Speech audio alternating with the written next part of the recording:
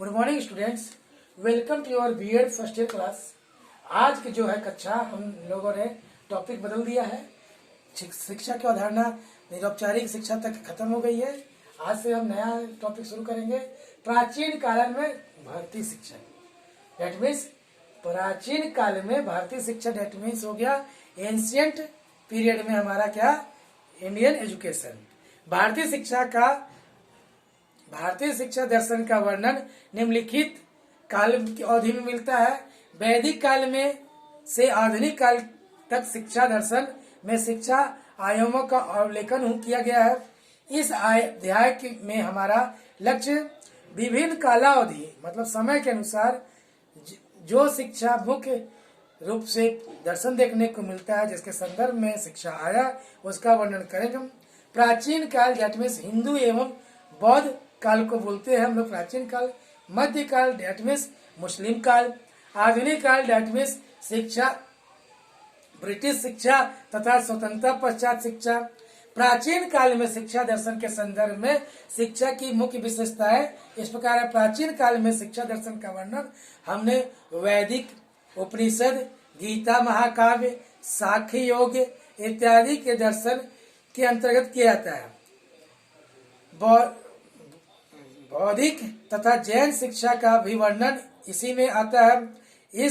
इन सब के आधार पर जो शिक्षा प्रचलित हुई है उसकी ओर अब हम ध्यान आकर्षित करते हैं। समाज की रूपरेखा। प्राचीन काल में समाज को 4 भागों में बांटा गया था। ब्राह्मण, जिनका मुख्य कार्य ज्ञान की वृद्धि करना था, वह गुरु का उत्तरदायित्व निभाते थे और समुदाय को शिक्षा और दिशा प्रदान करते थे। क्षत्रिय समुदाय की सुरक्षा के लिए युद्ध करते थे और उनका काम रक्षा होता था। वैश्य व्यापार और अन्य व्यवसाय करते थे। शूद्र तीनों लोगों की सेवा करते थे। जिसके बेस पे सबसे जो निम्न होता था वो क्या होता था, शूद्र होता था। उसके बाद जो होता है जीवन का जो संगठन हुआ उसे भी कैटेगराइज किया गया 4 भागों में। सबसे पहले जो होता है ब्रह्मचर्य भागन, जिसे हम लोग विद्यार्थी जीवन कहते हैं। दूसरा जो होता है गृहस्थी जीवन, जिसमें आदमी जो होता है अपना जीवन व्यतीत करता है। तीसरा जो भाग होता है जिसमें हम लोग बात करते हैं वनप्रस्थ, जिसमें अवकाश का जीवन होता है, जिसमें आदमी यानी कि वन की ओर जाता है। लास्ट होता है संन्यास, जिसमें संसार को त्यागने का भी विधान है।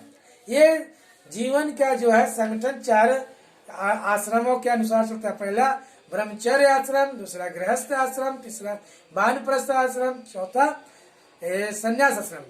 पहला काल जो होता है ज्ञान प्राप्त करने के लिए, इसमें विद्यार्थी को ब्रह्मचर्य का पालन करना पड़ता है। प्राचीन भारत में विश्वास था कि बालक की शिक्षा उसकी माता से ही प्रारंभ हो जाती है और उसके बाद के समय में बालक के जन्म के पश्चात अनेक धार्मिक अनुष्ठान माता के द्वारा ही सिखाए जाते हैं। बालक का अच्छा पालन पोषण कैसे किया जाए, जब बालक 5 वर्ष का हो जाता है तो उसको विद्यालय जो आरंभ होता है वो घर में ही होता है। घर में ही उसकी शिक्षा 8 साल, 11 साल और 12 वर्ष तक चलती थी और उसके अनुसार ही उन्हें शिक्षा दी जाती थी। इसके पश्चात उन्हें विद्यार्थी के लिए होता है। ये तो हो गया शिक्षा का। उसके बाद विद्यार्थी का समय के हिसाब से धारणा बढ़ गई और भारत का अतीत अपनी ज्वलंता विशेषताओं के कारण भी बड़ा ही उत्कृष्ट है। इसको गौरवपूर्ण बनाने में प्राचीन भारतीय शिक्षा प्रणाली का महत्वपूर्ण योगदान रहा। प्राचीन शिक्षा प्रणाली का प्रमुख उद्देश्य धार्मिक शिक्षा के साथ साथ शिष्य का आत्मिक, बौद्धिक और नैतिक विकास भी करना होता था। प्राचीन भारतीय इतिहास का आरंभ सन 1200 ईस्वी तक माना जाता है। वैदिक कालीन शिक्षा, जिसे हम लोग सबसे पहले पढ़ते हैं। प्राचीन शिक्षा का उदय वेदों से हुआ है। वेद भारतीय जीवन दर्शन का मेन स्रोत माने जाते हैं। वेद का अर्थ जानना होता है। वेद 4 है, ऋग्वेद, यजुर्वेद, सामवेद, अथर्ववेद वेदों में ऋग्वेद को ही आदि वेद के रूप में स्वीकार किया गया है। यह मुख्यतः ज्ञान कांड का व्याख्या करता है। ऋग्वेद की ऋचाओं द्वारा जिन विषयों का वर्णन मिलता है वह ज्ञान की ओर संकेत करते हैं। इससे मानव जीवन के चारों आश्रम ब्रह्मचर्य, गृहस्थी, वानप्रस्थ और संन्यास का विस्तार से वर्णन मिलता है। शिक्षा के दो रूप है। पहला, प्राचीन काल में जीवन दो प्रकार की विद्या पर, परा और अपरा पे विभक्त किया गया। परा का अर्थ होता है ज्ञान, कर्म, उपासना या द्वारा ब्रह्म को प्राप्त करना, मतलब सत्य की खोज करना। इसका संबंध जो आध्यात्मिक जगत से है था, यह लौकिक से न होकर परालौकिक अर्थात मोक्ष प्राप्ति का साधन माना जाता था। इसके अनुसार ब्रह्म ही सत्य है और जगत क्या है, मिथ्या है कि युक्ति आज तक चलता रहता है, चरितार्थ के रूप में लोग अपनाते हैं। अपरा का अर्थ होता है विद्या, अर्थात जिसको लौकिक रूप में हम स्वीकार करते हैं, परंतु प्राचीन काल में अधिक बल परा विद्या पर दिया जाता है। धर्म अर्थात अर्थ, काम, मोक्ष भारतीय जीवन के मुख्य स्तंभ है। व्यक्तिगत धार्मिक भावनाओं तथा विचारों से ओतप्रोत था। उसका विवाह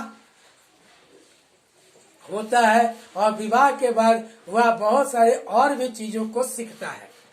अन्य प्राचीन लोग कर्म को मान्यता देते हैं और विद्या को मानव मुक्ति का साधन मानते हैं। वेदकालीन शिक्षा का उद्देश्य शारीरिक, नैतिक, बौद्धिक और आध्यात्मिक शक्तियों के विकास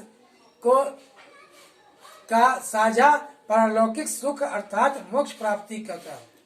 बौद्ध युगीन शिक्षा व्यवस्था। बौद्ध युग में शिक्षा उपार्जन के केंद्र मठ होते थे। प्रत्येक मठ में विद्यार्थी को शिक्षा प्रदान की जाती थी, परंतु इन दोनों धर्मों के इतिहास में कुछ प्रतिष्ठानों में अध्ययन केंद्रों के रूप में विशेष ख्याति अर्जित कर ली। मध्यकाल में इनमें से कुछ वास्तविक विश्वविद्यालयों के स्तर तक पहुंच गए। इसमें से सबसे प्रसिद्ध जो बौद्धिक स्थित था वो नालंदा का बौद्ध मठ था, जिसकी आधारशिला गुप्त काल में रखी गई और इसके बाद बौद्ध भिक्षुओं द्वारा इसमें शिक्षा का कार्य संपन्न किया जाने लगा, जिसके परिणाम स्वरूप जन साधारण ने आध्यात्मिक लाभ उठाया। बौद्ध युग में निःशुल्क एवं सशुल्क दोनों प्रकार की शिक्षा का प्रसार एवं प्रचार था। उपनयन संस्कार। भारत की प्राचीन शिक्षा पद्धति का शुभारंभ उपनयन संस्कार से होता है। उपनयन संस्कार द्वारा बालक गुरुओं के समीप पहुंचकर विद्या अर्जन के लिए उनका शिष्य बन जाता है। मनुस्मृति के अनुसार उपनयन संस्कार के न करने पर मनुष्य समाज से के पतित तथा एवं बहिष्कृत माना जाता था। अगली कक्षा में जो हम पढ़ेंगे, अभी से बता दे रहे हैं, कल की कक्षा में ब्रह्मचर्य आश्रम, गुरुकुल शिक्षा व्यवस्था, गुरु शिष्य संबंध, शिक्षा का पाठ्यक्रम, अध्यापन विधि इत्यादि पढ़ेंगे। आज जो हम पढ़े हैं उसमें हमने पहले पढ़ा आपका यानी कि वर्णों में विभक्त करना, जिसमें से वर्गों में ब्राह्मण, क्षत्रिय, वैश्य और शूद्र। उसके बाद हम लोगों ने उसको पढ़ा यानी कि 4 भागों में, यानी कि शिक्षा के हिसाब से बांटा जाता है। ब्रह्मचर्य बांटा गया, गृहस्थ जीवन बांटा गया, वानप्रस्थ बांटा गया और लास्ट में संन्यास को बांटा गया। इसी में बौद्धिक कालीन शिक्षा के स्तर को पढ़ा गया कि बौद्धिक कालीन में कैसे होता है शिक्षा, और इसी में उपनयन संस्कार को कल के कक्षा में हम लोग पढ़ेंगे। ब्रह्मचर्य आश्रम से शुरू करेंगे। धन्यवाद।